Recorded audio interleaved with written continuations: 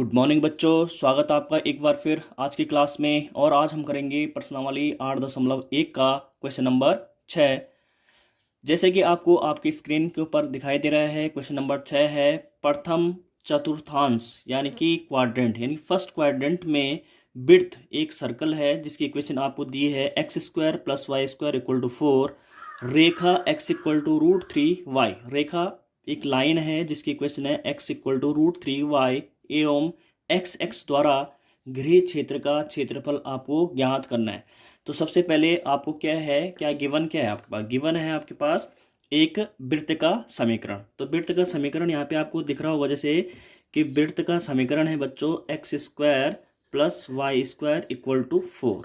तो आपको ये पता होना चाहिए कि जो वृत्त की जो स्टैंडर्ड इक्वेशन होती है यानी कि मानक समीकरण होती है वो क्या होती है। वृत्त की जो मानक समीकरण होती है वो होती है x - h का whole square plus y - k का होल स्क्वायर = r²। जहाँ पे h और k क्या है, h k क्या है, ये निर्देशांक होते हैं। क्या होते हैं? निर्देशांक यानी कि कोऑर्डिनेट होते हैं। निर्देशांक किसके? केंद्र के, वृत्त के केंद्र के। ठीक है। और यहाँ पे r होती है आपकी त्रिज्या। ये आपको थोड़ा सा इंट्रोडक्शन में करा रहा हूँ कि ताकि क्लियर चीज़ें हो जाए। ठीक है। तो आप देख रहे होंगे यहाँ पे कि यहाँ पे जो इक्वेशन है वहाँ पे x - 0 को आप ऐसे भी तो लिख सकते हैं, x - 0 का होल स्क्वायर प्लस y² है तो इसको लिखेंगे y - 0 का होल स्क्वायर = r² यानी कि 2 का स्क्वायर। तो आप तुलना करेंगे तो यहाँ पे h और k क्या है, h और k यानी निर्देशांक क्या है केंद्र के, 0 और 0 आए। ठीक है। यानी कि कोऑर्डिनेट ऑफ सेंटर इज 0 और 0। ठीक है। देखो यहाँ पे x - 0 का होल स्क्वायर प्लस y - 0 का होल स्क्वायर = 2 का स्क्वायर। 4 को मैं क्या लिख सकता हूँ, 2 का स्क्वायर में लिख सकता हूँ। ठीक है। तो इसका मतलब यहाँ पे h और k की वैल्यू क्या है, 0 0। इसका मतलब जो केंद्र है उसके निर्देशांक क्या है, 0 0 आए। भाई जो वृत्त है, जो वृत्त बनेगा उसके निर्देशांक क्या है, 0 0 आए। तो इसका मतलब अगर हम यहाँ पे एक वृत्त ड्रॉ करेंगे, वृत्त यहाँ पे बच्चों ऐसे ड्रॉ करेंगे कि यहाँ पे हम लेंगे इसको, देखिएगा ये आपका x एक्सेस है, ये आपका y एक्सेस होता है, ये आपका x' और ये आपका y'। तो यहाँ पे हम एक वृत्त ड्रॉ करेंगे जिसकी त्रिज्या कितनी है, यहाँ पे देखो तुलना करेंगे r = कितना आएगा, 2 आएगा। यहाँ पे r² है, यहाँ पे क्या है, 2 का स्क्वायर है। तो सबसे पहले हम यहाँ पे एक वृत्त ड्रॉ करते हैं। तो बच्चों हमने यहाँ पे एक वृत्त ड्रॉ किया। यहाँ पे इसका जो बिंदु है ये वाला, इसे बोलते हैं मूल बिंदु और इसके कोऑर्डिनेट होंगे हमेशा 0 0। जैसे कि आपने देखा यहाँ पे h की वैल्यू 0, k की वैल्यू 0, इसलिए यहाँ पे 0 0 आएगा। यहाँ पे जो बिंदु मिलेगा आपको वो मिलेगा a। और ये वाली डिस्टेंस आपको पता है, ये वाली दूरी क्या होती है, वृत्त की खुद क्या होती है, त्रिज्या। तो त्रिज्या कितनी, r बराबर क्या है, 2। तो हम लिखेंगे यहाँ पे 2 0 और यहाँ पे लिख लेंगे, इसको लिखता हूँ मैं b, इसका नाम देता हूँ b। ये हो जाएगा आपका 0 2 y एक्सिस में। ठीक है। अब आपको क्या बोल रहा कि प्रथम चतुर्थांश, क्वेश्चन पढ़िए आप कि प्रथम चतुर्थांश यानी कि फर्स्ट क्वाड्रेंट में, यानी कि फर्स्ट क्वाड्रेंट यही है, दिख रहा है आपको x और y से घिरा हुआ है ये वाला पोर्शन, ये आपका फर्स्ट क्वाड्रेंट है। इसमें आपने क्या करना है कि जो इस वृत्त यानी कि ये वाला जो आपको कर्व दिख रहा है, ठीक है, और रेखा जो है x = √3y के द्वारा जितना भी क्षेत्रफल घिरेगा, जितना क्षेत्र आपका घिरेगा उसी का आपने क्या निकालना है, क्षेत्रफल निकालना है। तो सबसे पहले हम यहाँ पे एक इंटरसेक्टिंग पॉइंट जहाँ पे लाइन यानी कि जो रेखा है और ये जो कर्व है यानी कि वृत्त का जो सर्कमफ्रेंस है जहाँ पे मिलेगा वहाँ पे एक हम क्या करेंगे, बिंदु को ढूंढेंगे यानी कि एक निर्देशांक को ढूंढेंगे। उसके लिए क्या करना होता है कि जो वृत्त का समीकरण है कौन सा वाला, x² + y² = 4, इसको समीकरण 1 ले लेते हैं। और जो रेखा है x = √3y, इसको समीकरण 2 ले लेते हैं। ठीक है। इनको हमें क्या करना पड़ेगा, सॉल्व करना पड़ेगा। सॉल्व करने पे हमें x और y का मान हमें प्राप्त होगा और उससे हम पता चल जाएगा हमें कि कहाँ से वो रेखा गुजर रही है। तो लिखेंगे यहाँ पे समीकरण 1 व 2 को हल करने पर, बात समझ में आ रही है? हल करेंगे। हल कैसे करेंगे, देखिए यहाँ पे हम क्या करेंगे, x = √3y कहाँ पे रख देंगे, समीकरण 1 में रख लेंगे। तो हम लिखेंगे 2 का मान 1 में रखने पर, 2 का मान 1 में रखेंगे। तो 1 में रखेंगे तो क्या होगा भाई बताओ, x बराबर क्या, √3y। तो यहाँ पे हो जाएगा आपका √3y का होल स्क्वायर प्लस y² = क्या हो जाएगा, 4। तो ये हो जाएगा आपका प्यारे बच्चों 3y², √3 का स्क्वायर 3 होता है, y² + y² = 4। तो ये हो जाएगा आपका 4y² बराबर 4, क्योंकि 3y² में एक y² जुड़ेगा तो 4y² हो जाएगा। ठीक है, इसको थोड़ा सा सॉल्व करते हैं यहीं पे। तो y² बराबर होगा आपका 4/4, यानी कि 4 से 4 कटा 1, यानी कि 1 आ जाएगा। तो y² बराबर आएगा आपका 1, तो y बराबर हो जाएगा आपका +-1। ठीक है, इसका रूट निकालेंगे 1 का तो क्या हो जाएगा, आपको 1 ही मिलेगा, लेकिन प्लस माइनस का मिलेगा। अब यहाँ पे बच्चों y की वैल्यू, अगर हमें यहाँ पे दो वैल्यूज हमें प्राप्त हुई, y की वैल्यू हमें 2 मिली, 1 मिली, 1 और दूसरी मिली -1। ठीक है, तो सबसे पहले हमें y बराबर, अगर मैं 1 लेता हूँ तो x का मान कितना आएगा भाई, y का मान कहाँ पे रख लो आप, 2 में रख लो, का मान 2 में रखने पर, यानी समीकरण 2 में रखने पर। देखो उस एक समीकरण 2 है आपके पास, x = √3y। तो भाई x बराबर क्या हो जाएगा, √3 × 1, यानी कि ये क्या हो जाएगा आपका √3, यानी कि x और y आपको एक कोऑर्डिनेट मिले, √3 और 1 का y का मान था 1। अगर आपने y = -1 लिया, ठीक है, अगर आपने y = -1 लिया तो -1 में आपको क्या मिलेगा, यहीं पे रख लीजिए आप। तो x बराबर मिलेगा आपको √3 × -1, यानी कि -√3। तो आपके पास दूसरे कोऑर्डिनेट आएंगे x की जगह में -√3 और y की जगह में -1। तो ये आपको बच्चों आपके x y यानी कि जो बिंदु है वो मिले। तो यहाँ पे हमें देखने वाली बात है कि ये कहाँ पे इंटरसेक्ट करेंगे। सबसे पहला बिंदु था आपके पास √3 1। तो आपको पता है कि √3 की वैल्यू क्या होती है भाई, √3 की वैल्यू होती है 1.732। ठीक है, लगभग 1.732 होती है। तो इसका मतलब 2 से तो छोटी हो, तो इसकी रेडियस कितनी, यहाँ से यहाँ तक की कितनी है भाई, 2 है, तो 1.732 तो करीब करीब इतना आएगा।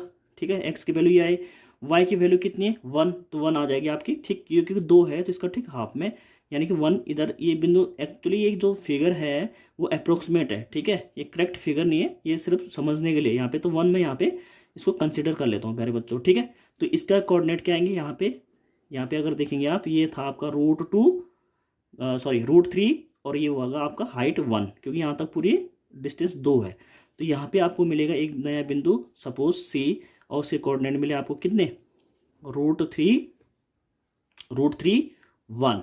और अगर आप यहाँ पे भी करेंगे, देखो दूसरा वाला बिंदु आपको क्या मिला, दूसरा बिंदु क्या था, -√3 -1। ठीक है, यानी कि इधर चलेंगे आप तो इधर में इधर आएगा यहाँ पे, और लगभग लगभग यहाँ पे ये बिंदु आपको मिलेगा। ठीक है, ये बिंदु मिला सपोज आपको D क्या मिलेगा आपको, -√3 -1। अब आप इनको ड्रॉ करेंगे तो ये यहाँ से गुजर जाएगा। ठीक है, क्लियर है बात। तो इसका मतलब प्यारे बच्चों हमें निकालना क्या था कि फर्स्ट क्वाड्रेंट में, हमें यहाँ वाला नहीं निकालना, ये तो थर्ड क्वाड्रेंट में भी आ गया, हमें निकालना था फर्स्ट क्वाड्रेंट में जो है वृत्त और रेखा द्वारा घिरा क्षेत्रफल। तो हमें कुल मिला के ये वाला क्षेत्रफल जो मैंने सेडेड कर दिया, वो वाला क्षेत्रफल हमें अब निकालना है। बात समझ में आई, ध्यान से समझिएगा कि हमें क्या निकालना था, क्वेश्चन में क्या निकालना था, हमें निकालना था प्रथम चतुर्थांश में। तो ठीक है, प्रथम चतुर्थांश आ गया, वृत्त यानी कि ये वृत्त की बाउंड्री है। ठीक है, और रेखा इसके द्वारा घिरा, तो यानी कि वृत्त और रेखा द्वारा घिरा क्षेत्रफल, तो यही है जहाँ मेरी ये पेन चल रही है, देखो ध्यान से, ये वाला पोर्शन हमें निकालना है। तो इसका मतलब ये हुआ कि हमें अविष्ट क्षेत्रफल हमारा क्या हो जाएगा भाई, अविष्ट क्षेत्रफल हो जाएगा हमारा अविष्ट क्षेत्रफल होगा हमारा छायांकित भाग। क्या होगा, जिसको मैं लिख सकता हूँ छायांकित भाग। तो छायांकित भाग क्या है, खुद आप देखिए, O इसका नाम ले लिया मैंने, C इसका नाम रख लेंगे M, तो ये हो जाएगा OM या O डायरेक्ट लिख लीजिए, OAC क्या लिख लिया मैंने, OAC। ठीक है, तो इसको हम कैसे निकालेंगे, सबसे पहले आप देखेंगे एरिया इक्वल टू होगा, अब यहाँ पे हमें इंटीग्रेशन का यूज करना पड़ेगा। ठीक है, इंटीग्रेशन का यूज करेंगे। इंटीग्रेशन में क्या लिखेंगे हम, लिमिट क्या लिखेंगे, देखो लिमिट क्या लिखेंगे, यहाँ से यहाँ तक, यहाँ से यहाँ तक की पहले सबसे पहले ये यहाँ से यहाँ तक लिख लीजिए आप, 0 से लेकर कहाँ तक लिखेंगे, √3। सबसे पहले हमें, क्योंकि हमें जब हम एरिया निकालते हैं तो हमेशा कर्व के नीचे का एरिया निकालना चाहिए। तो यहाँ पे लाइन के नीचे, तो ये वाला निकालना मुझे, तो लाइन के नीचे का एरिया, तो उसके कोऑर्डिनेट क्या निकलेंगे, देखो यहाँ पे 0 0, यहाँ पे √3 1 है, तो लोअर लिमिट क्या हो जाएगी 0 और अपर लिमिट क्या होगी √3। ठीक है, तो यहाँ पे लिखूंगा मैं यहाँ पे 0 √3, और ये ध्यान दीजिएगा कि ये लाइन के लिए है। ठीक है, ये लाइन के लिए, तो लाइन की इक्वेशन आ जाएगी। लाइन की इक्वेशन क्या थी, देखिए यहाँ पे आएगा आपका dx, और लाइन की इक्वेशन देखिए, लाइन की इक्वेशन थी आपके पास x = √3y, और यहाँ पे क्या आता है, y आता है। तो y इक्वल टू क्या हो जाएगा, इससे y की वैल्यू निकाल लीजिए आप, y इक्वल टू हो जाएगा x/√3। बात समझ में आई, x/√3। 3। तो यहाँ पे आप लिखेंगे, क्योंकि यहाँ पे y आना था, y dx होता था, y की जगह में लिखेंगे x/√3। फिर मुझे किसका निकालना है? अभी तो मैंने सिर्फ ये वाला एरिया निकाला, लाइन के नीचे का, तो लाइन के नीचे का एरिया ये वो निकलेगा, OMC निकलेगा। अब मुझे ये जो छोटा सा पोर्शन बचा है MAC, वो भी तो निकालना है। तो उसमें फिर मैं क्या करूँगा, इस वाले जो मैंने अभी लिखा उसमें ऐड कर दूंगा, ठीक है। और ऐड करने पे क्या मिलेगा आपको, नया क्षेत्रफल मुझे निकालना पड़ेगा। तो उसकी लिमिट क्या होगी, यहाँ से लेकर यहाँ तक, ये यहाँ से लेकर यहाँ तक चल लीजिए, ठीक है। क्यों? क्योंकि m के कोऑर्डिनेट क्या आते हैं, m के कोऑर्डिनेट होंगे √3 0, ठीक है। तो √3 से लेकर कहाँ तक जाएगा, 2 तक जाएगा। तो लोअर लिमिट हो जाएगी बच्चों यहाँ पे √3 और ये हो जाएगी 2। लेकिन इस बार किसकी इक्वेशन आएगी, देखिए यहाँ पे ये वृत्त का पोर्शन है, ठीक है। वृत्त माने जो सर्कल का पोर्शन है, तो यहाँ पे सर्कल का इक्वेशन आ जाएगा। यहाँ पे होगा आपका dx, यहाँ पे मैं क्या लिख लेता हूँ dx। यहाँ पे आएगा आपका y। तो y की वैल्यू आपने किससे निकालनी है, ध्यान दीजिएगा। यहाँ पे y की वैल्यू हम निकालेंगे इससे, x² + y² = 4। तो भाई x² + y² = 4 है आपके पास।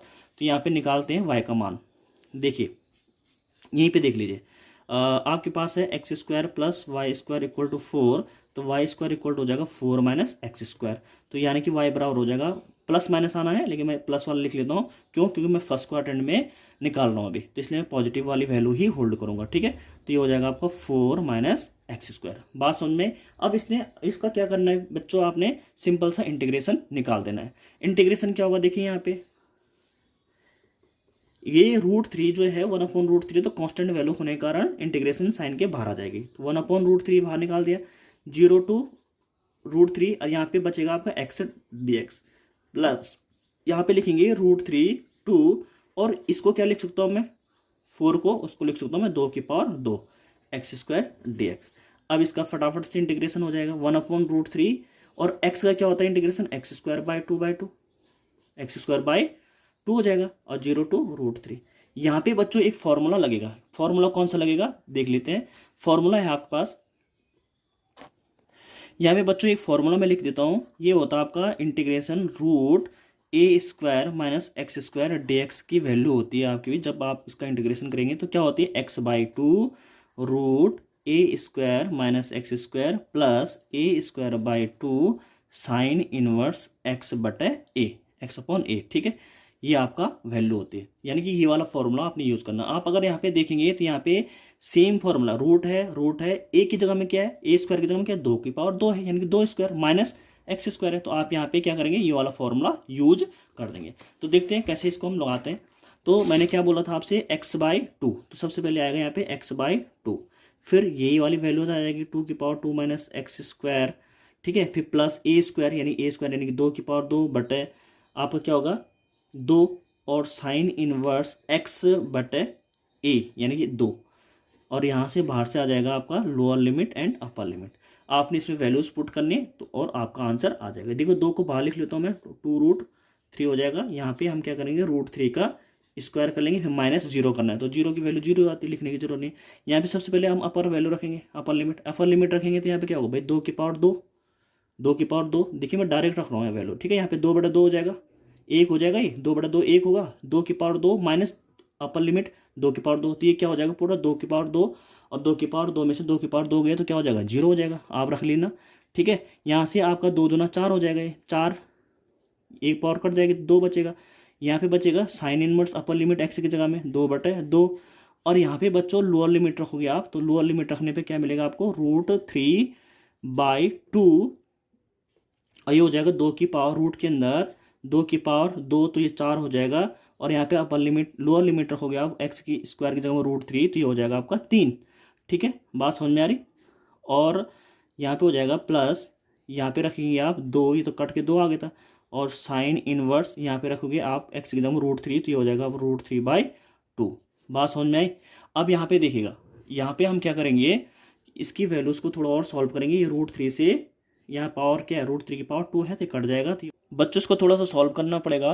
देखिए यहाँ पे √3/2 को तो मैंने एज इट इज लिखा, √3/2 प्लस 2 साइन इनवर्स, ये 1 हो जाएगा, यहाँ पे हो जाएगा -√3/2 इंटू 1 हो जाएगा यहाँ पे, क्योंकि रूट के अंदर क्या है 4 - 3, तो 1 हो जाएगा, ठीक है। और ये ब्रैकेट है यहाँ पे लगा हुआ, ब्रैकेट ऑफ होगा तो ये प्लस का क्या हो जाएगा, माइनस हो जाएगा। तो आप लिख सकते हैं इसे -2 साइन इनवर्स √3/2, ठीक है, ये 3 है।